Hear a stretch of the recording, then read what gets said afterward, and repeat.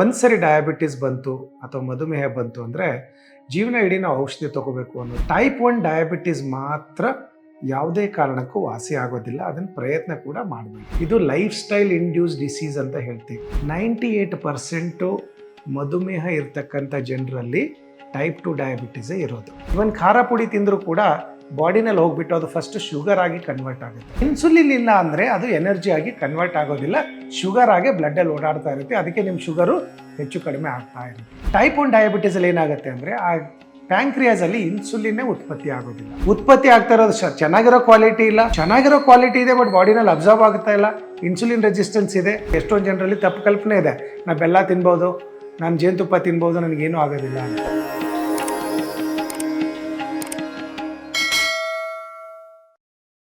ನಮಸ್ಕಾರ ಸ್ನೇಹಿತರೆ, ನನ್ನ ಹೆಸರು ಡಾಕ್ಟರ್ ಮೃತ್ಯುಂಜಯ ಸ್ವಾಮಿ, ಶತಾಯು ಆಯುರ್ವೇದ. ಇವತ್ತಿನ ಕಾರ್ಯಕ್ರಮ ಬಂದ್ಬಿಟ್ಟು ಮಧುಮೇಹಕ್ಕೆ ಮದ್ದುಂಟು. ನಾವು ಎಷ್ಟೊಂದು ಸರಿ ನೋಡ್ತಾ ಇರ್ಬೋದು, ಒಂದು ಸರಿ ಡಯಾಬಿಟಿಸ್ ಬಂತು ಅಥವಾ ಮಧುಮೇಹ ಬಂತು ಅಂದರೆ ಜೀವನ ಇಡೀ ನಾವು ಔಷಧಿ ತಗೋಬೇಕು ಅನ್ನೋದು ಒಂದು ಎಲ್ಲರಿಗೂ ಅದೊಂದು ತಪ್ಪು ಕಲ್ಪನೆ ಇದೆ. ಬಟ್ ಅದರಲ್ಲೂ ಕೂಡ ಟೈಪ್ 2 ಡಯಾಬಿಟಿಸ್ ಬಂತು ಅಂತಂದರೆ ಅದು ಸಂಪೂರ್ಣವಾಗಿ ಗುಣಮುಖ ಆಗುತ್ತೆ. ಇದು ತಮಗೆ ಆಶ್ಚರ್ಯ ಅನಿಸ್ಬೋದು, ಆದರೆ ಇದು ನಿಜ. ಟೈಪ್ 1 ಡಯಾಬಿಟಿಸ್ ಮಾತ್ರ ಯಾವುದೇ ಕಾರಣಕ್ಕೂ ವಾಸಿ ಆಗೋದಿಲ್ಲ, ಅದನ್ನು ಪ್ರಯತ್ನ ಕೂಡ ಮಾಡಬೇಡಿ. ತಾವು ಇತ್ತೀಚಿನ ವಿಡಿಯೋಗಳು ಕೂಡ ನೋಡ್ತಾ ಇರ್ಬೋದು, ಎಷ್ಟೊಂದು ಜನ ಹೇಳ್ತಾರೆ ನಾವು ನಿಮ್ಮದು ಮಧುಮೇಹನ ಕ್ಯೂರ್ ಮಾಡ್ತೀವಿ, ಕಂಪ್ಲೀಟ್ ವಾಸಿ ಮಾಡ್ತೀವಿ, ನಮ್ದು ಈ ಮೆಡಿಸಿನ್ ತೊಗೊಳ್ಳಿ, ನಮ್ದು ಈ ಫುಡ್ ತೊಗೊಳ್ಳಿ ಅಂತೆಲ್ಲ ಹೇಳ್ತಾರೆ. ಆ ಥರ ಯಾವುದೇ ತಪ್ಪು ಇದಕ್ಕೆ ಒಂದು ಹೋಗಬೇಡಿ. ಇವತ್ತು ನಿಮಗೆ ಈ ವಿಡಿಯೋನಲ್ಲಿ ಕ್ಲಿಯರಾಗಿ ಒಂದು ಮಧುಮೇಹ ಅದು ಹೇಗೆ ಬರುತ್ತೆ, ಹೇಗಿರುತ್ತೆ, ಯಾಕೆ ಬರುತ್ತೆ ನಿಮಗೇನೆ, ಅದಕ್ಕೆ ಯಾವ್ಯಾವ ಥರ ಔಷಧಿಗಳಿದೆ, ಮನೆಯಲ್ಲೇ ತಾವು ಇದನ್ನು ಹೇಗೆ ಗುಣಪಡಿಸ್ಕೋಬೋದು. ಯಾಕಂದರೆ ಮಧುಮೇಹ ಫಸ್ಟ್ ಆಫ್ ಆಲು ಒಂದು ಕಾಯಿಲೆನೇ ಅಲ್ಲ. ನೀವು ಬೇಕಾದರೆ ಎಲ್ಲ ಕಡೆ ಗೂಗಲ್ ಮಾಡಿ ನೋಡಿ, diabetes is not a disease ಅಂತಲೇ ಮೆಜಾರಿಟಿ ಕಡೆ ಹೇಳ್ತಾರೆ. ಯಾಕಂದರೆ ಅದು ಒಂದು ಮೆಟಬಾಲಿಕ್ ಸಿಂಡ್ರೋಮ್. ಮೆಟಬಾಲಿಕ್ ಸಿಂಡ್ರೋಮ್ ಅಂದರೆ ಚಯಾಪಚಯ ಕ್ರಿಯೆ ಏನು ನಮ್ಮ ದೇಹದಲ್ಲಿ ಆಗುತ್ತೆ, ಜೀರ್ಣ ಅಜೀರ್ಣ ಏನು ಆಗ್ತಾ ಇರುತ್ತೆ, ಆ ಒಂದು ಕ್ರಿಯೆದ ಒಂದು ಏನು ಆಚೆ ಬಂದಿರತಕ್ಕಂಥ ಒಂದು ಕಾಯಿಲೆನೇ ನಾವು ಡಯಾಬಿಟೀಸ್ ಅಂತ ಹೇಳ್ತೀವಿ. ಅದರಲ್ಲೂ ಟೈಪ್ 2 ಡಯಾಬಿಟೀಸು ಇದು ಲೈಫ್ ಸ್ಟೈಲ್ ಇಂಡ್ಯೂಸ್ ಡಿಸೀಸ್ ಅಂತ ಹೇಳ್ತೀವಿ. ಅಂದರೆ ನಾವು ಸರಿಯಾಗಿ ಆಹಾರ ವಿಹಾರ ಮಾಡ್ತಾ ಇಲ್ಲ ಅಂತಂದರೆ ಬರ್ತಕ್ಕಂಥ ಒಂದು ಕಾಯಿಲೆನೇ ನಾವು ಟೈಪ್ 2 ಡಯಾಬಿಟೀಸ್ ಅಂತ ಹೇಳ್ತೀವಿ. ಆ್ಯಕ್ಚುಲಿ ಆಯುರ್ವೇದದಲ್ಲಿ ಡಯಾಬಿಟೀಸು 20 ಟೈಪ್ಸ್ ಡಯಾಬಿಟೀಸ್ ಇದೆ. ಅದರಲ್ಲಿ ಒಂದು ಮಾತ್ರ ವಾಸಿ ಮಾಡೋಕ್ಕಾಗೋದಿಲ್ಲ, ಉಳಿದಿದ್ದ 19 ಕಂಪ್ಲೀಟಾಗಿ ಗುಣಪಡಿಸ್ಬೋದು. ಅದನ್ನೇ ಇವಾಗಿನ ಒಂದು ವಿಶ್ವ ಆರೋಗ್ಯ ಸಂಸ್ಥೆ ಏನಿದೆ, WHO ಏನಿದೆ, ಅದು ಕೂಡ ಅದೇ ಹೇಳ್ತಾ ಇದೆ. 98% ಮಧುಮೇಹ ಇರ್ತಕ್ಕಂಥ ಜನರಲ್ಲಿ ಟೈಪ್ 2 ಡಯಾಬಿಟೀಸೇ ಇರೋದು. ಆ type 2 diabetes more than 90% can be cured. ಕ್ಲಿಯರಾಗಿ ಹೇಳಿದ್ದಾರೆ, can be cured R controlled with only diet and life style modification. ಅರ್ಥ ಮಾಡ್ಕೊಳ್ಳಿ, ಬರೀ ಆಹಾರ ವಿಹಾರ ಇದು ಎರಡು ಚೇಂಜ್ ಮಾಡ್ಕೊಳ್ತು ಅಂದರೆ ಟೈಪ್ 2 ಡಯಾಬಿಟಿಸ್ 100% ಕ್ಯೂರ್ ಮಾಡ್ಬೋದು. ನೀವು ಇಲ್ಲಿ ಅಲ್ಲಿ ವೀಡಿಯೋಗಳೇನು ನೋಡ್ತಾ ಇದ್ದೀರಲ್ವಾ, ನನ್ನ ಹತ್ರ ಅದು ತೊಗೊಳ್ಳಿ, ನಮ್ಮ ಹತ್ರ ಇದು ತೊಗೊಳ್ಳಿ, ಅದೆಲ್ಲ ಬೇಕಾಗಿಲ್ಲ. ಅವ್ರು ಕೊಡೋದು ರೆಡಿಮೇಡ್ ಫುಡ್ಡು, ನಿಮ್ಮ ಮನೆಗೆ ತೊಗೊಂಡ್ಬಿಟ್ಟು ಬೇಯಿಸ್ಕೊಂಡು ತಿನ್ನಿ ಅಂತ. ನಿಮ್ಮ ಮನೆಯಲ್ಲಿ ಆಹಾರ ಇರಬೇಕಾದ್ರೆ ಹೇಗೆ ಬೇಯಿಸ್ಬೇಕು ಅಂತಲೇ ಇವಾಗ ನಿಮಗೆ ಈ ಪ್ರೋಗ್ರಾಮಲ್ಲಿ ಹೇಳ್ತೀನಿ. ಸೊ ಒಂದಂತೂ ಅರ್ಥ ಮಾಡ್ಕೊಳ್ಳಿ, ಟೈಪ್ 2 ಡಯಾಬಿಟೀಸು ಆಯುರ್ವೇದ ಅಷ್ಟೇ ಅಲ್ಲ, ಈವನ್ ಮಾಡರ್ನ್ ಸೈನ್ಸ್ ಪ್ರಕಾರ, ಅಲೋಪತಿ ಪ್ರಕಾರ ಕೂಡ ಇಟ್ ಈಸ್ ಕ್ಯೂರೇಬಲ್ ಅಂತಾನೆ ಈವನ್ ವಿಶ್ವ ಆರೋಗ್ಯ ಸಂಸ್ಥೆ ಕೂಡ ಹೇಳಿದೆ. ಸೊ ತಾವು ಒಂದು ಈಗ ಕ್ಯೂರ್ ಮಾಡೋ ಪ್ರಶ್ನೆ ಬಂದಾಗ ನಿಮಗೆ ಒಂದು ಅರ್ಥ ಮಾಡ್ಕೋಬೇಕು, ಫಸ್ಟ್ ಆಫ್ ಆಲ್ ಡಯಾಬಿಟೀಸ್ ಯಾಕೆ ಬರುತ್ತೆ. ಅದು ನಿಮ್ಗೆ ಒಂದು ಸರಿ ಗೊತ್ತಾಗ್ಬಿಡ್ತು ಅಂತಂದರೆ ನೀವು ತುಂಬಾ ಈಸಿಯಾಗಿ ಮನೆಯಲ್ಲಿ ಆಹಾರಗಳು ಚೇಂಜ್ ಮಾಡ್ಕೋಬೋದು, ಸ್ವಲ್ಪ ಲೈಫ್ ಸ್ಟೈಲ್ ಚೇಂಜ್ ಮಾಡ್ಕೋಬೋದು. ನೋಡಿ, ಒಂದು ಅರ್ಥ ಮಾಡ್ಕೊಳ್ಳಿ, ನೀವು ಏನೇ ತಿನ್ನಿ, ಇವನ್ ಖಾರ ಪುಡಿ ತಿಂದರೂ ಕೂಡ ಬಾಡಿನಲ್ಲಿ ಹೋಗ್ಬಿಟ್ಟು ಅದು ಫಸ್ಟ್ ಶುಗರ್ ಆಗಿ ಕನ್ವರ್ಟ್ ಆಗುತ್ತೆ. ಆ ಶುಗರು ಎನರ್ಜಿಯಾಗಿ ಕನ್ವರ್ಟ್ ಆಗಬೇಕು ಅಂದರೆ ಅದಕ್ಕೆ ಇನ್ಸುಲಿನ್ ಬೇಕು. ಸೊ ಆ ಇನ್ಸುಲಿನ್ ಇಲ್ಲ ಅಂದರೆ ಅದು ಎನರ್ಜಿಯಾಗಿ ಕನ್ವರ್ಟ್ ಆಗೋದಿಲ್ಲ, ಶುಗರ್ ಆಗಿ ಬ್ಲಡ್ಡಲ್ಲಿ ಓಡಾಡ್ತಾ ಇರುತ್ತೆ. ಅದಕ್ಕೆ ನಿಮ್ಮ ಶುಗರು ಹೆಚ್ಚು ಕಡಿಮೆ ಆಗ್ತಾ ಇರುತ್ತೆ. ಸೊ ಯಾವಾಗ ಸರಿಯಾದ ಇನ್ಸುಲಿನ್ ಇದೆ ಆವಾಗ ನಿಮ್ಮ ಶುಗರ್ ಕಡಿಮೆ ಆಗ್ತಾ ಬರುತ್ತೆ. ಇಷ್ಟೇ ಡಯಾಬಿಟೀಸ್. ಸೊ ಇನ್ಸುಲಿನ್ ಎಲ್ಲಿ ಉತ್ಪತ್ತಿ ಆಗುತ್ತೆ? ಪ್ಯಾಂಕ್ರಿಯಾಸಲ್ಲಿ.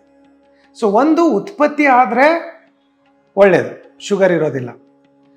ಉತ್ಪತ್ತಿ ಆಗಿದ್ರೆ ಅದು ಬಾಡಿನಲ್ಲಿ ಅಬ್ಸರ್ವ್ ಆಗ್ತಾ ಇಲ್ಲ ಅಂದರೆ ಟೈಪ್ 2 ಡಯಾಬಿಟೀಸ್ ಬರುತ್ತೆ. ಅದನ್ನೇ ನಾವು ಇನ್ಸುಲಿನ್ ರೆಸಿಸ್ಟೆನ್ಸ್ ಅಂತ ಹೇಳ್ತೀವಿ. ಟೈಪ್ 1 ಡಯಾಬಿಟೀಸಲ್ಲಿ ಏನಾಗುತ್ತೆ ಅಂದರೆ ಆ ಪ್ಯಾಂಕ್ರಿಯಾಸಲ್ಲಿ ಇನ್ಸುಲಿನ್ನೇ ಉತ್ಪತ್ತಿ ಆಗೋದಿಲ್ಲ. ಅದನ್ನೇ ನಾವು ಟೈಪ್ 1 ಡಯಾಬಿಟೀಸ್ ಹೇಳ್ತೀವಿ. ಅದಕ್ಕೆ ಲೈಫಲ್ಲೇ ಕ್ಯೂರ್ ಇಲ್ಲ, ಒಂದು ಅರ್ಥ ಮಾಡ್ಕೊಳ್ಳಿ. ವೇರ್ ಟೈಪ್ 2 ಡಯಾಬಿಟೀಸಲ್ಲಿ ಬರೋದೇನೆ ಸರಿಯಾಗಿ ಉತ್ಪತ್ತಿ ಆಗ್ತಾ ಇಲ್ಲ. ಉತ್ಪತ್ತಿ ಮಾಡೋಕ್ಕೆ ಎಷ್ಟೊಂದು ಥರ ಆಹಾರ ವಿಹಾರಗಳಿದೆ. ಉತ್ಪತ್ತಿ ಆಗ್ತಾ ಇರೋದು ಚೆನ್ನಾಗಿರೋ ಕ್ವಾಲಿಟಿ ಇಲ್ಲ, ಅದನ್ನು ಕೂಡ ತಾವು ಆಹಾರ ವಿಹಾರದಲ್ಲಿ ಚೇಂಜ್ ಮಾಡ್ಬೋದು. ಚೆನ್ನಾಗಿರೋ ಕ್ವಾಲಿಟಿ ಇದೆ ಬಟ್ ಬಾಡಿನಲ್ಲಿ ಅಬ್ಸರ್ವ್ ಆಗ್ತಾ ಇಲ್ಲ, ಇನ್ಸುಲಿನ್ ರೆಸಿಸ್ಟೆನ್ಸ್ ಇದೆ, ಅದನ್ನು ಕೂಡ ತಾವು ಎಷ್ಟೊಂದು ಮನೆಯಲ್ಲಿ ಆಹಾರ ವಿಹಾರಗಳು ಮಾಡ್ಕೋಬೋದು. ಸೊ ಇದು 3 ಕಂಡೀಷನ್ನು ಟೈಪ್ 2 ಡಯಾಬಿಟೀಸ್ಗೆ ಮೇನ್ ಕಾಸ್. ಸೊ ಅದನ್ನು ಮನೆಯಲ್ಲಿ ಹೇಗೆ ಮಾಡಬೇಕು ಅಂತ ಸಿಂಪಲಾಗಿ ಡಿಸ್ಕಸ್ ಮಾಡೋಣ. So first of all sugar level increase ಆಗದೆ ಇರೋಕ್ಕೆ ಏನು ಮಾಡಬೇಕು? ಡೈರೆಕ್ಟ್ ಸ್ವೀಟ್ಸ್ ತಿನ್ನಬಾರ್ದು. ಯಾವುದೇ ಥರದ್ದು ಶುಗರ್ ಫ್ರೀ ಇರಲಿ, ಬೆಲ್ಲ ಇರಲಿ, ಜೇನುತುಪ್ಪ ಇರಲಿ. ಎಷ್ಟೊಂದು ಜನರಲ್ಲಿ ತಪ್ಪು ಕಲ್ಪನೆ ಇದೆ, ನಾನು ಬೆಲ್ಲ ತಿನ್ಬೋದು, ನಾನು ಜೇನುತುಪ್ಪ ತಿನ್ಬೋದು, ನನಗೇನೂ ಆಗೋದಿಲ್ಲ ಅಂತ. ಇಲ್ಲ, ಶುಗರ್ ಕಂಪ್ಲೀಟಾಗಿ ಝೀರೋ ಮಾಡಿ ನಿಮಗೆ ಕ್ಯೂರ್ ಮಾಡ್ಕೋಬೇಕು ಅಂತ. ಎರಡನೇದಾಗಿ ಶುಗರ್ ಸಡನ್ನಾಗಿ ಇನ್ಕ್ರೀಸ್ ಮಾಡ್ತಕ್ಕಂಥ ಆಹಾರದಲ್ಲಿ ನಂಬರ್ 1 ಬರೋದು ಮೈದಾ. ತುಂಬ ಜನಕ್ಕೆ ಅದೊಂದು ಕಾನ್ಷಿಯಸ್ ಇದೆ, ಮೈದಾ ತಿನ್ನಲ್ಲ ಯಾಕೆ ದಪ್ಪನೂ ಆಗ್ತೀವಿ ಅಂತ. ಬಟ್ ಎರಡನೇ ತುಂಬ ಇಂಪಾರ್ಟೆಂಟ್ ಆಹಾರ ಬಂದುಬಿಟ್ಟು ಸಡನ್ನಾಗಿ ಶುಗರ್ ಇನ್ಕ್ರೀಸ್ ಮಾಡೋದು ಅಂದರೆ ಎಷ್ಟೊಂದು ಜನಕ್ಕೆ ಗೊತ್ತಿಲ್ಲ, ಬಿಳಿ ಅನ್ನ, ವೈಟ್ ರೈಸ್ ಅಂತ ಹೇಳ್ತೀವಿ. ಅದು ತುಂಬ ಡೇಂಜರಸ್. ಆ್ಯಕ್ಚುಲಿ ರೈಸು ತುಂಬ ಒಳ್ಳೆಯದು ಡಯಾಬಿಟೀಸ್ಗೆ, ಆದರೆ ಬಿಳಿ ಅನ್ನ ಮೈದಾ ಥರನೇ. ನೋಡಿ, ಮೈದಾ ಕೂಡ ಗೋಧಿ ಹಿಟ್ಟಿಂದನೇ ಮಾಡಿರೋದು. ಓಕೆ, ಸೊ ಅದರಲ್ಲಿ ಏನಾಗುತ್ತೆ, ಈ ಪಾಲಿಶ್ಡು ಗೋಧಿ ಏನಿದೆ ಅದನ್ನೇ ನಾವು ಮೈದಾ ಅಂತೀವಿ. ಅದೇ ಥರ ಈ ರೈಸು ಅಷ್ಟೇ, ಬ್ರೌನ್ ರೈಸು, ರೆಡ್ ರೈಸು ಅದೆಲ್ಲ ತಿಂದರೆ ಏನೂ ಆಗೋದಿಲ್ಲ. ಕಂಪ್ಲೀಟ್ ಪಾಲಿಷ್ ಮಾಡಿ ಅದ್ರ ಮೇಲೆ ಇರ್ತಕ್ಕಂಥ ಎಲ್ಲ ಹೊಟ್ಟಿನಾಂಶ, ನಾರಿನಾಂಶ, ಫೈಬರ್ ಕಂಟೆಂಟ್ ತೆಗೆದುಬಿಟ್ಟು ಬರೀ ಬಿಳಿ ಅನ್ನ ಇರುತ್ತಲ್ಲ, ಅದರಿಂದ ಶುಗರ್ ಸಡನ್ನಾಗಿ ಸ್ಪೈಕ್ ಆಗುತ್ತೆ, ಜಾಸ್ತಿ ಇನ್ಸುಲಿನ್ ಬಾಡಿಗೆ ಬೇಕಾಗುತ್ತೆ ನಿಮಗೆ. ಸೊ ಈ ಎರಡು ನೀವು ಕಂಪ್ಲೀಟಾಗಿ ಸ್ಟಾಪ್ ಮಾಡ್ತು ಅಂದರೆ, ಒಂದು ಮೈದಾ, ಒಂದು ವೈಟ್ ರೈಸು, ಮೂರನೇದಾಗಿ ಸಕ್ಕರೆ ಡೈರೆಕ್ಟಾಗಿ ತೊಗೊಳಂಗಿಲ್ಲ. ಇದು 3 ಮಾಡಿದರೆ ನಂಬರ್ 1 ಸ್ಟೆಪ್ ನಿಮ್ಮದು ಯು ಆರ್ ರೈಟ್. ಎರಡನೇದು ಬಂದುಬಿಟ್ಟು ನೀವು ಮೃಷ್ಟಾನ್ನ ಭೋಜನ ಮಾಡಿ, ಚಿನ್ನದ ತಟ್ಟೆನಲ್ಲಿ ಊಟ ಮಾಡಿ, ನೀವು ಎಷ್ಟೇ ಚೆನ್ನಾಗಿ ತಿಂದರೂ ಕೂಡ ನೀವು ಸರಿಯಾಗಿ ಎಕ್ಸಸೈಸ್ ಮಾಡ್ತಾ ಇಲ್ಲ, ಸಿಂಪಲ್ಲಾಗಿ ಒಂದು ವಾಕಿಂಗ್ ಮಾಡ್ತಾ ಇಲ್ಲ. ಯಾಕಂದರೆ ಯಾವಾಗೂ ಹೇಳ್ತೀನಿ, to remove diabetes you have to move to remove diabetes. ಒಂದಿಲ್ಲ ಒಂದು ಆ್ಯಕ್ಟಿವಿಟಿ ಇರಬೇಕು. ಹಳೆ ಕಾಲದಲ್ಲಿ ಏನಾಗೋದು, ಎಲ್ಲಿಗೆ ಹೋದ್ರೆ ಸೈಕಲ್ ಹೋಗ್ಬೋದಾಗಿತ್ತು, ಸೊ ಸೈಕಲಲ್ಲಿ ಹೋಗ್ತಿದ್ರು ಅಥವಾ ನಡ್ಕೊಂಡು ಹೋಗ್ತಿದ್ರು, ಇಂಥದ್ದೆಲ್ಲ ಜಾಸ್ತಿ ಆಗೋದು. ಈಗ ಹಂಗಲ್ಲ, ಹತ್ತಾ ಇದ್ದಂಗೆ 2 ವೀಲರು, ಆಫೀಸ್ಗೆ ಹೋಗ್ತಾರೆ, ಅಲ್ಲಿ ಇಳ್ಕೊಳ್ತಾರೆ, ಅಲ್ಲಿ ಚೇರಲ್ಲಿ ಕೂತ್ಕೊಳ್ತಾರೆ, ಮತ್ತೆ ಮನೆಗೆ ಒಂದು ಸೋಫಾನಲ್ಲಿ ಕೂತ್ಕೊಳ್ಳೋದು, ಟಿ ವಿ ನೋಡ್ತಾ ಊಟ ಮಾಡೋದು, ಮತ್ತೆ ಮಲ್ಕೊಳ್ಳೋದು, ಬೆಳಗ್ಗೆ ಎದ್ದು ಹೊಡ್ತಾ ಇರೋದು. ಸೊ ಬಾಡಿಗೆ ಏನಾಗಿದೆ, ತಿಂದಿರೋದನ್ನು ಅರಗಿಸ್ಕೊಳ್ಳೋಕ್ಕೆ. ನೋಡಿ, ಹಳೆ ಕಾಲದಲ್ಲಿ ಡೀಸೆಲ್ ಗಾಡಿಗೆ ಏನು ಹೇಳ್ತಿದ್ರು, 1 ರೌಂಡ್ ಆದರೂ ಓಡಿಸ್ಕೊಂಡು ಬರಬೇಕು ವಾರಕ್ಕೆ ಒಂದು ಸರಿ, ಇಲ್ಲಾಂದರೆ ಎಂಜಿನ್ ಜಾಮ್ ಆಗುತ್ತೆ. ಅದೇ ಥರ ನಮ್ಮ ಜೀರ್ಣಕ್ರಿಯೆ ಜಾಮ್ ಆಗ್ತಾ ಇದೆ. ನಮಗೆ ಯಾವುದೇ ಥರ ಆ್ಯಕ್ಟಿವಿಟಿ ಇಲ್ಲ. ಮುಂಚೆ ಮನೆಯಲ್ಲೇ ಹಿಟ್ಟು ಬೀಸೋರು, ಮನೆಯಲ್ಲೇ ಪಾತ್ರೆ ತೊಳ್ಕೊಳ್ಳೋರು, ಕಸ ಗುಡಿಸ್ಕೊಳ್ಳೋರು ಎಲ್ಲ ಮಾಡೋರು, ಈಗ ಎಲ್ಲದಕ್ಕೂ ಕೆಲಸದವ್ರು ಇರೋದ್ರಿಂದ ಈ ಕಾಯಿಲೆ ಜಾಸ್ತಿ ಆಗ್ತಾ ಇದೆ. ಸೊ ಇದನ್ನು ನಂಬರ್ 1 ಅಂತ ನೀವು ಕನ್ಸಿಡರ್ ಮಾಡಬೇಕು when it comes to exercise. ಒಂದು ಡಯಟ್ ಬಗ್ಗೆ ಹೇಳಿದೆ, ನೆಕ್ಸ್ಟು ಎಕ್ಸರ್ಸೈಸಲ್ಲಿ ನೀವೇನು ಹೋಗಿ ಜಿಮ್ ಶೂ ತೊಗೋಬೇಕು, ಜಿಮ್ ಮೆಂಬರ್ಶಿಪ್ ತೊಗೋಬೇಕು ಅಂತಲ್ಲ.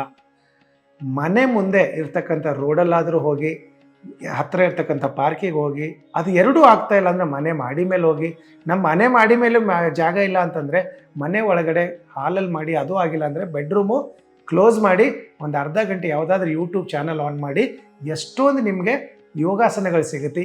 ಏನೂ ಸಿಕ್ಕಿಲ್ಲ ಅಂದರೆ ಸೂರ್ಯ ನಮಸ್ಕಾರ ಕಲ್ತ್ಕೊಂಡು, ಓಕೆ, ಸೂರ್ಯ ನಮಸ್ಕಾರ 10ರಿಂದ ಶುರು ಮಾಡಿ 100ರವರೆಗೆ ಟಚ್ ಮಾಡಿ, ನೀವು ನೋಡಿ ನಿಮ್ಮ ಟೈಪ್ 2 ಡಯಾಬಿಟೀಸು ಮ್ಯಾಜಿಕಲಾಗಿ ಕಡಿಮೆ ಆಗ್ತಾ ಬರುತ್ತೆ.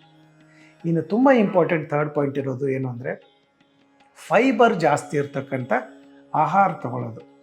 ಅಂದರೆ ಫೈಬರ್ ರಿಚ್ ಇರೋದು, ನಾರಿನಾಂಶ ಜಾಸ್ತಿ ಇರೋದು, ಸೊಪ್ಪಿನ ಪಲ್ಯಗಳು, ಮೊಳಕೆ ಕಾಳುಗಳು, ಆಮೇಲೆ ಇದು ನಮ್ಮದು ಮೂಲಂಗಿ, ಕ್ಯಾರೆಟ್ ಜಾಸ್ತಿ ಬೇಡ, ಎಲ್ಲ ಸೊಪ್ಪಿನ ಇರ್ತಕ್ಕಂಥ ನಾರಿನಾಂಶ ಇರ್ತಕ್ಕಂಥ ನೀವು ಎಷ್ಟು ಜಾಸ್ತಿ ತೊಗೊಳ್ತೀರಾ ಅಷ್ಟು ಚೆನ್ನಾಗಿ ನಿಮಗೆ ಶುಗರ್ ಲೆವೆಲ್ ಕಡಿಮೆ ಆಗ್ತಾ ಬರುತ್ತೆ. ಯಾಕಂದರೆ ಅದು ಏನು ಮಾಡುತ್ತೆ, ಮೆಟಬಾಲಿಸಮ್ನ ಬ್ಯಾಲೆನ್ಸ್ ಮಾಡ್ತಾ ಬರುತ್ತೆ. ಆಮೇಲೆ ಅದು ಯಾವಾಗೂ ಶುಗರ್ ರಿಲೀಸ್ ಮಾಡೋದಿಲ್ಲ, ಅದು ಇರ್ತಕ್ಕಂಥ ಇನ್ಸುಲಿನ್ನ ರಿಸರ್ವ್ ಮಾಡಿ ಇಡ್ತಾ ಬರುತ್ತೆ ನಿಮಗೆ. ಆವಾಗ ನ್ಯಾಚುರಲ್ ಆಗಿ ಇನ್ಸುಲಿನ್ ಸೀಕ್ರೇಷನ್ ಆಗಿಲ್ಲ ಅಂತಂದ್ರೂ ಈ ನಾರಿನಾಂಶದಿಂದ ಅಲ್ಲಿರ್ತಕ್ಕಂಥ ಬಾಡಿನಲ್ಲಿರೋ ಟಾಕ್ಸಿನ್ಸ್ ಎಲ್ಲ ಕ್ಲೀನ್ಸ್ ಆಗಿಬಿಟ್ಟು ಅದರ ನಾರ್ಮಲ್ ಸೀಕ್ರೇಷನ್ ಇನ್ಕ್ರೀಸ್ ಮಾಡ್ತಾ ಬರುತ್ತೆ. ಸೊ ಅದು ಮಾಡೋದು ಭಾಳನೇ ಇಂಪಾರ್ಟೆಂಟು. ಆಮೇಲೆ ಜಾಸ್ತಿ ಟೈಮ್ ಟು ಟೈಮ್ ಊಟ ಮಾಡಬೇಕು, ನೀರು ಸರಿಯಾಗಿ ಕುಡಿಬೇಕು, ನಿದ್ರೆ ಸರಿಯಾಗಿ ಮಾಡಬೇಕು, ಭಾಳ ಇಂಪಾರ್ಟೆಂಟ್. ತುಂಬ ಜನಕ್ಕೆ ನಿದ್ರೆ ಎಷ್ಟು ಅವರ್ ಮಾಡಬೇಕು ಅಂತ ಕೂಡ ಗೊತ್ತಿಲ್ಲ. ಯಾಕಂದ್ರೆ ಮೈಂಡ್ ಮೇಲೆ ತುಂಬ ಎಫೆಕ್ಟ್ ಆಗಿಬಿಟ್ಟು ಹಾರ್ಮೋನಲ್ ಇಂಬ್ಯಾಲೆನ್ಸ್ ಮಾಡ್ತಾ ಇರುತ್ತೆ. ಇನ್ಸುಲಿನ್ ಕೂಡ ಒಂದು ಹಾರ್ಮೋನ್. ಸೊ ಅದನ್ನು ಕುಂಠಿತ ಮಾಡ್ತಾ ಇರುತ್ತೆ. ಯಾಕೆ ಇತ್ತೀಚೆಗೆ ಬಂದಿರತಕ್ಕಂಥ ಮೊಬೈಲು 11-12 ಗಂಟೆವರೆಗೆ ಮೊಬೈಲ್ ನೋಡ್ತಾ ಕೂತ್ಕೊಳ್ತೀವಿ, 1-2 ಗಂಟೆಗೆ ಮಲ್ಕೊಳ್ಳೋದು, ಬೆಳಗ್ಗೆ 6-7 ಗಂಟೆಗೆ ಎದ್ದರೆ 4-5 ಅವರ್ ನಿದ್ರೆ ಆಗಿದ್ರೆ ಸಾಲೋದಿಲ್ಲ. ಡಯಾಬಿಟೀಸು ಒಂದು ಸಿಂಪ್ಟಮ್ ಮಾತ್ರ, ನಿಮಗೆ ಇದ್ರ ಜೊತೆ ಬೇರೆ ಬೇರೆ ಕಾಯಿಲೆಗಳೆಲ್ಲ ಸೇರ್ತಾ ಹೋಗುತ್ತೆ. ಸೊ ಹಾಗಾಗಿ ಆದಷ್ಟು ಬೇಗ ಮಲ್ಕೊಳ್ಳೋದು, ಅಟ್ಲೀಸ್ಟ್ 7-8 ಅವರು ಒಳ್ಳೆ ನಿದ್ರೆ, ಅದು ರಾತ್ರಿ ಮಾತ್ರ ನಿದ್ರೆ ಆಗಬೇಕು. ಎಷ್ಟೊಂದು ಜನ ರಾತ್ರಿ 4 ಗಂಟೆ ಮಾಡಿಬಿಟ್ಟು ಮಧ್ಯಾಹ್ನ ಹೊತ್ತು 4 ಗಂಟೆ ಮಲಗ್ತಾರೆ, ಅದು ನಿದ್ರೆ ಅಲ್ಲ. ರಾತ್ರಿ ಹೊತ್ತು ಸರಿಯಾಗಿ ಮಲಗಬೇಕು. ಇನ್ನೊಂದು ಇಂಪಾರ್ಟೆಂಟ್ ಫ್ಯಾಕ್ಟ್ರ್ ಅಂದ್ಬಿಟ್ಟು, ಆದಷ್ಟು ಮನೆಯಲ್ಲೇ ಈ ಡಯಾಬಿಟೀಸ್ ಕಡಿಮೆ ಆಗೋಕ್ಕೆ ಕೆಲವೊಂದು ಔಷಧಿಗಳು ತಮಗೂ ಗೊತ್ತಿರುತ್ತೆ. ಪ್ರತಿಯೊಬ್ಬರು ಡಯಾಬಿಟೀಸ್ ಇರೋರಿಗೆ ಮೆಂತ್ಯ ರಾತ್ರಿ ನೆನೆಸಿಕ್ಬಿಟ್ಟು ಬೆಳಗ್ಗೆ ಅದನ್ನು ಚೀವ್ ಮಾಡಿಬಿಟ್ಟು ತಿನ್ಬೋದು, ಅಥವಾ ಅದನ್ನು ಪೌಡ್ರ್ ಮಾಡಿಬಿಟ್ಟು ಕೂಡ ಒಂದೊಂದು ಸ್ಪೂನ್ ತೊಗೋಬೋದು. ಜೊತೆಗೆ ಅದನ್ನು ಕೂಡ ತಾವು ಒಂದು ಅರ್ಧ ಚಮಚ ಪೌಡ್ರ್ ಮಾಡಿಬಿಟ್ಟು ಬೆಳಗ್ಗೆ ಸಾಯಂಕಾಲ ಖಾಲಿ ಹೊಟ್ಟೆಲಿ ತೊಗೊಳ್ತು ಅಂದರೆ ಸಾಕು. ಅದ್ರ ಜೊತೆಗೆ ಬೇಕಂದರೆ ನೇರಳೆ ಹಣ್ಣಿನ ಬೀಜ, ನೇರಳೆ ಹಣ್ಣು ಡೈರೆಕ್ಟ್ ಬೇಡ, ಅದ್ರ ಬೀಜನ ಸ್ವಲ್ಪ ಒಡೆದ್ಬಿಟ್ಟು ಅದ್ರ ಬೀಜ ಒಣಗಿಸ್ಬಿಟ್ಟು ಅದರದ್ದು ಪೌಡ್ರ್ ಮಾಡಿಬಿಟ್ಟು ಇದ್ರ ಜೊತೆ ತೊಗೋಬೋದು. ಜೊತೆಗೆ ನಿಮಗೆ ಇನ್ನೂ ಒಳ್ಳೆಯ ಎಫೆಕ್ಟ್ ಬೇಕು. ಯಾಕೆ, ಯಾವುದೇ ಡಯಾಬಿಟಿಸ್ ಪೌಡ್ರಲ್ಲೂ ಕೂಡ ಇರೋದು ಇವಷ್ಟೇ: ನೇರಳೆ ಹಣ್ಣು, ನಮ್ಮ ಮೆಂತ್ಯ ಪೌಡ್ರು, ಆಮೇಲೆ ಕರಿಬೇವು ಸೊಪ್ಪು, ಬೇವಿನ ಸೊಪ್ಪು, ಆಮೇಲೆ ಆಮಲಕ್ಕಿ ಇದೆ, ಆಮೇಲೆ ನಮ್ಮದು ಅಮೃತ ಬಳ್ಳಿ ಇದೆ.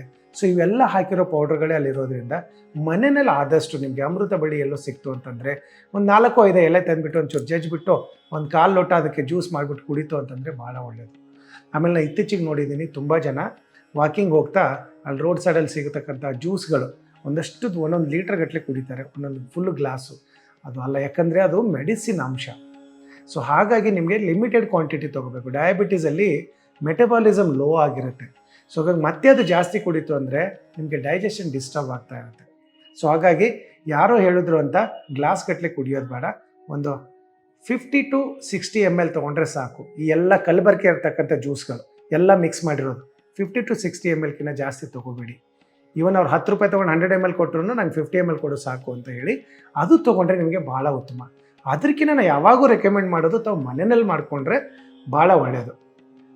ಸೊ ಇವತ್ತಿನ ಕಾರ್ಯಕ್ರಮ ಬಂದುಬಿಟ್ಟು ಮಧುಮೇಹ, ಅದರಲ್ಲೂ ಟೈಪ್ 2 ಡಯಾಬಿಟೀಸು ನೀವು ಮನೆಯಲ್ಲಿ ಹೇಗೆ ರಿವರ್ಸ್ ಮಾಡ್ಬೋದು ಅಂತ ಹೇಳಿದ್ದೀನಿ. ಇದ್ರ ಬಗ್ಗೆ ತಾವು ಸ್ವಲ್ಪ ಗಮನ ಕೊಟ್ಬಿಟ್ಟು ಇದನ್ನು ಫಾಲೋ ಮಾಡ್ತಾ ಇರಿ. ಬೈ ಚಾನ್ಸ್ ನಿಮ್ಗೆ ಇದರಲ್ಲಿ ಏನಾದರೂ ಇನ್ನೂ ಸ್ವಲ್ಪ ನಮಗೆ ವ್ಯತ್ಯಾಸ ಆಗ್ತಾ ಇಲ್ಲ, ಅದನ್ನು ಹೇಗೆ ಕಂಡುಹಿಡಬೇಕು? ಒಂದು ಮುಖ್ಯವಾಗಿರ್ತಕ್ಕಂಥ ವಿಷಯ ಅಂತಂದರೆ, ಡಯಾಬಿಟೀಸ್ ನಿಮಗೆ ಕಂಟ್ರೋಲಲ್ಲಿ ಬರ್ತಾ ಇದೆಯಲ್ಲ ಅಂತ ಹೇಗೆ ಕಂಡುಹಿಡಿಬೇಕು? ಎಷ್ಟೊಂದು ಡಾಕ್ಟರ್ಗಳು ಆ ಟೆಸ್ಟ್ಗಳೇ ನಿಮ್ಗೆ ಹೇಳಿರೋದಿಲ್ಲ. ಯಾವಾಗೂ ಅಷ್ಟೇ ನಿಮಗೆ ಶುಗರ್ ಬಂತು ಅಂದರೆ ಒಂದು ನೆನ್ಪಿಟ್ಕೊಳ್ಳಿ, ಎವ್ರಿ 3 ಮಂತ್ಸು ಅಥವಾ 6 ಮಂತ್ಸ್ ಒಂದು ಸಾರಿ HbA1c ಅಂತ ಹೇಳ್ತೀವಿ ನಾವು, ಗ್ಲೈಕೋಸಿಟೆಡ್ ಹಿಮೋಗ್ಲೋಬಿನ್ ಅಂತ, ಅದನ್ನು ಟೆಸ್ಟ್ ಮಾಡೋದನ್ನು ಮಾತ್ರ ಮರಿಬೇಡಿ. ಅದರಲ್ಲಿ ಏನಂದರೆ ನಿಮಗೆ ಲಾಸ್ಟ್ 3 ಮಂತ್ಸಲ್ಲಿ ನಿಮ್ಮದು ಶುಗರ್ ಕಂಟ್ರೋಲ್ ಹೇಗಿದೆ ಅಂತ ತೋರಿಸುತ್ತೆ. ಸೊ ಯಾವಾಗೂ HbA1c 6-6.5 ಒಳಗಡೆ ಇತ್ತು ಅಂತಂದರೆ ನಿಮ್ಮದು ಶುಗರ್ ಒಳ್ಳೆ ಕಂಟ್ರೋಲಲ್ಲಿ ಇದೆ ಅಂತ. ಅದರಲ್ಲೂ 5.5 HbA1c ಏನಾದರೂ ಇತ್ತು ಅಂದರೆ ಕಂಪ್ಲೀಟ್ ಗುಣ ಆಗಿದೆ ಅಂತ. ನಾವು ತುಂಬ ಜನಕ್ಕೆ ನೋಡಿದ್ದೀನಿ, ಮಾತ್ರೆ ನುಂಗ್ತಾ ಇರ್ತಾರೆ, ಈ ಥರ ಫುಡ್ ಹ್ಯಾಬಿಟ್ಸು, ಈ ಥರ ಲೈಫ್ ಸ್ಟೈಲ್ ಇಟ್ಕೊಂಡ್ಬಿಟ್ಟು HbA1c 8-10 ಆಗಿರೋದು ಕೂಡ ಉಂಟು. ಸೊ ನಿಮ್ಗೀಗ ಒಂದು ಆಶ್ಚರ್ಯ ಆಗ್ತಾ ಇರ್ಬೋದು, ಹೌದು ಡಾಕ್ಟ್ರೇ ಶುಗರೆಲ್ಲ ಕಂಟ್ರೋಲಲ್ಲಿದೆ, HbA1c ಮಾತ್ರ ಜಾಸ್ತಿ ಇದೆ, ನಾನು ಎಲ್ಲ ತಿಂತೀನಿ, ಎಲ್ಲ ತಿನ್ಬೋದು, ಮಾತ್ರೆ ತೊಗೊಂಡ್ರೆ ಅದಕ್ಕೇನು ತೊಂದರೆ ಇಲ್ಲ ಅಂತೀರ. HbA1c ಇನ್ಕ್ರೀಸ್ ಆಗಿ ನಿಮ್ಮ ಫಾಸ್ಟಿಂಗ್ ಬ್ಲಡ್ ಶುಗರ್ ಕಂಟ್ರೋಲಲ್ಲಿದ್ದರೆ ಒಂದು ನೆನಪಿಟ್ಕೊಳ್ಳಿ, ಮುಂದೆ ಡಯಾಬಿಟೀಸ್ ಸೈಡ್ ಎಫೆಕ್ಟು ಕಟ್ಟಿಟ್ಟ ಬುತ್ತಿ ನಿಮಗೆ. ಯಾಕಂದರೆ ಡಯಾಬಿಟೀಸಿಂದ ನರಗಳ ಮೇಲೆ, ಕಣ್ಣು ಮೇಲೆ, ಕಿಡ್ನಿ ಮೇಲೆ ಎಫೆಕ್ಟ್ ಆಗೋದು 100% ಗ್ಯಾರಂಟಿ. ಅದಕ್ಕೆ HbA1c ಕಂಟ್ರೋಲಲ್ಲಿ ಇಡೋದು ಭಾಳ ಭಾಳ ಇಂಪಾರ್ಟೆಂಟು. ನೀವು ಅದರಲ್ಲೂ ಈ ಔಷಧಿ ಜೊತೆ ಈ ಡಯಟು, ಈ ಲೈಫ್ ಸ್ಟೈಲ್ ಚೇಂಜ್ ಮಾಡ್ತು ಅಂದರೆ ಭಾಳ ಬೇಗ ಡಯಾಬಿಟೀಸ್ ರಿವರ್ಸ್ ಆಗುತ್ತೆ. ಅದರಲ್ಲೂ ನಿಮ್ಗೆ ಯಾವಾಗ HbA1c ಕಡಿಮೆ ಆಗ್ತಾ ಬರುತ್ತೆ, ಇಮಿಡಿಯೇಟಾಗಿ ನಿಮ್ಮದು ರೆಗ್ಯುಲರ್ ಡಾಕ್ಟರ್ ಮೀಟ್ ಮಾಡಿಬಿಟ್ಟು, ಡಾಕ್ಟ್ರೇ ನಂದು ಇಷ್ಟು ಕಡಿಮೆ ಆಗಿದೆ ಅಂದ ತಕ್ಷಣ ಅವರು ಡೋಸ್ ಕಡಿಮೆ ಮಾಡ್ತಾ ಬರ್ತಾರೆ. ಯಾಕೆ ಯಾವಾಗೂ ಅಷ್ಟೇ ಡಯಾಬಿಟೀಸ್ ಮೆಡಿಸಿನ್ನು ಜಾಸ್ತಿ ತೊಗೊಂಡಷ್ಟು ಅದ್ರ ಸೈಡ್ ಎಫೆಕ್ಟ್ಸ್ ತುಂಬ ಜಾಸ್ತಿ ಇದೆ, ಅದು ನಿಮ್ಗೆ ಯಾರೂ ಹೇಳ್ಕೊಡೋದಿಲ್ಲ. ಹಾಗಂತ ನಾವು ಮೆಡಿಸಿನ್ ನಿಲ್ಸೋಕ್ಕೂ ಆಗೋದಿಲ್ಲ.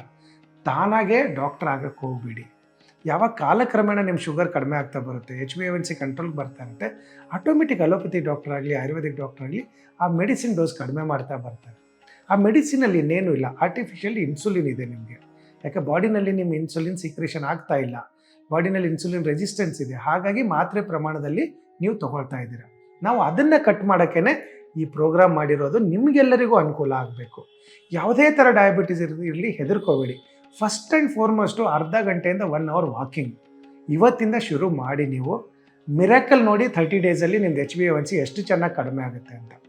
ಅದೇ ಥರ ಈ ಡಯಟು ಇಲ್ಲಿವರೆಗೆ ನಾನು ಏನು ಹೇಳಿದ್ದೀನಿ ಕರೆಕ್ಟಾಗಿ ಫಾಲೋ ಮಾಡಿ ನೀವು ಪಿನ್ ಟು ಪಿನ್ನು ಚಾಚು ತಪ್ಪದೇ ಮಾಡಿಬಿಡ್ತು ಅಂತಂದರೆ ನಿಮಗೆ 2 to 3 ಮಂತ್ಸಲ್ಲಿ ಆಲ್ಮೋಸ್ಟ್ 9 ಇತ್ತು ಅಂತಂದರೆ HbA1c 4.5 5.5ಗೆ ನೀವು ತರ್ಬೋದು ವಿದೌಟ್ ಎನಿ ಎಕ್ಸ್ಟರ್ನಲ್ ಮೆಡಿಸಿನ್. ನೀವು ತೊಗೊಳ್ತಾ ಇರೋ ಮೆಡಿಸಿನ್ ಡೋಸು ಕಡಿಮೆ ಮಾಡ್ಬೋದು.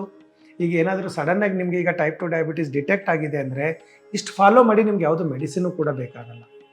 ಆಮೇಲೆ ಇನ್ನೊಂದು ನೆನ್ಪಿಟ್ಕೊಳ್ಳಿ, ತುಂಬ ಇಂಪಾರ್ಟೆಂಟು, ಡಯಾಬಿಟೀಸ್ ಆವಾಗೇ ಹೇಳಿದೆ ಇದು ಕಾಯಿಲೆ ಅಲ್ಲ, ಡಯಾಬಿಟಿಕ್ ಇದು ಮೆಟಬಾಲಿಕ್ ಸಿಂಡ್ರೋಮ್ ಅಂತ. ಸೊ ಮೆಟಬಾಲಿಕ್ ಸಿಂಡ್ರೋಮ್ ಅಂದರೆ ಈಗ ನೋಡಿ ನಾವು ದಿನ 2 ರೊಟ್ಟಿ ತಿನ್ನೋರು 3 ರೊಟ್ಟಿ ತಿಂದರೆ ಅಜೀರ್ಣ ಆಗುತ್ತಾನೆ, ಹೊಟ್ಟೆ ಒಂಥರ ಭಾರ ಆಗುತ್ತೆ, ನೆಕ್ಸ್ಟ್ ಡೇ ಹಶ್ವಾಗೋದಿಲ್ಲ. ಅದೇ ಥರ ಬಾಡಿನಲ್ಲಿ. ಸೊ ನೀವು ಮೆಟಬಾಲಿಕ್ ಸಿಂಡ್ರೋಮ್ ಎಲ್ಲಿವರೆಗೆ ಚೆನ್ನಾಗಿ ಇಟ್ಕೊಳ್ತೀರಾ, ಮಧುಮೇಹ ಯಾವಾಗೂ ನಿಮ್ಮ ಹತ್ರನೂ ಕೂಡ ಬರೋದಿಲ್ಲ, ಹತ್ರ ಕೂಡ ಸುಳಿಯೋದಿಲ್ಲ. ಈವನ್ ನಿಮ್ದು ಎಷ್ಟೇ ಅನ್ಕಂಟ್ರೋಲ್ ಡಯಾಬಿಟೀಸ್ ಇದ್ದರೆ ಅದನ್ನು ರಿವರ್ಸ್ ಮಾಡ್ಬೋದು. ಬಟ್ ಒಂದೇ ಒಂದು ನೆನ್ಪಿಟ್ಕೊಳ್ಳಿ, ಟೈಪ್ 1 ಡಯಾಬಿಟೀಸ್ ಇದ್ದರೆ ಯಾವುದೂ ವರ್ಕ್ ಆಗಲ್ಲ ಎಕ್ಸೆಪ್ಟ್ ಮೆಡಿಸಿನ್ನು, ಇನ್ಸುಲಿನ್. ಡಯಟು ಕಾಂಪ್ಲಿಕೇಶನ್ಸ್ನ ಅವಾಯ್ಡ್ ಮಾಡುತ್ತೆ. But type 2 diabetes 100% curable, 100% reversible. ಇಷ್ಟು ಇಲ್ಲಿವರೆಗೆ ಹೇಳಿರ್ತಕ್ಕಂಥದ್ದು ಕರೆಕ್ಟಾಗಿ ಫಾಲೋ ಮಾಡಿ ನೀವು HbA1c ಸರಿಯಾಗಿ ಚೆಕ್ ಮಾಡ್ತಾ ಇರಿ. ಬೈ ಚಾನ್ಸ್ ನಿಮಗೆ HbA1cನಲ್ಲಿ ಏನಾದರೂ ಕಂಟ್ರೋಲ್ ಬರ್ತಾ ಇಲ್ಲ ಅಂತಂದರೆ ಒಂದ್ಸರಿ ಹೊಟ್ಟೆ ಸ್ಕ್ಯಾನ್ ಮಾಡಿಸಿ. ಯಾಕಂದರೆ ತುಂಬ ಜನಕ್ಕೆ ನೋಡಿದ್ದೀನಿ ಫ್ಯಾಟಿ ಲಿವರ್ ಇದ್ದರೆ ಟೈಪ್ 2 ಡಯಾಬಿಟೀಸ್ ಬೇಗ ಕಂಟ್ರೋಲ್ಗೆ ಬರ್ತಾ ಇಲ್ಲ. ಇನ್ನು ಕೆಲವರು ತಾವು ಕೇಳ್ಬೋದು, ಏನಿದು ಫ್ಯಾಟಿ ಲಿವರು ಡಾಕ್ಟರ್, ನನಗೆ ಕುಡಿಯೋದಿಲ್ಲ, ಮದ್ಯಪಾನ ಇಲ್ಲ, ಧೂಮ್ರಪಾನ ಇಲ್ಲ, ನನಗೆ ಯಾಕೆ ಬರುತ್ತೆ? ನಿಮಗೆ ಗೊತ್ತಿದೆಯೋ ಇಲ್ವೋ, ನಾನ್ ಆಲ್ಕೋಹಾಲಿಕ್ ಫ್ಯಾಟಿ ಲಿವರು ಇತ್ತೀಚೆಗೆ ತುಂಬ ಜನಕ್ಕೆ ಬರ್ತಾ ಇದೆ ದ್ಯಾನ್ ಆಲ್ಕೋಹಾಲಿಕ್ ಫ್ಯಾಟಿ ಲಿವರ್. ಇವತ್ತಿನ ವಿಡಿಯೋನಲ್ಲಿ ಎಲ್ಲ ಡೀಟೇಲ್ಸ್ ಹೇಳಿದ್ದೀನಿ. ಇದು ತಮಗೆ ಅನುಕೂಲ ಆಗಿದೆ ಅಂದ್ಕೊಳ್ತೀನಿ. ಮುಂದಿನ ಸಂಚಿಕೆಯಲ್ಲಿ ಬೇರೆ ಒಂದು ಸಬ್ಜೆಕ್ಟ್ ಜೊತೆ ಬರ್ತೀನಿ. ಅಲ್ಲಿವರೆಗೆ ನಮಸ್ಕಾರ.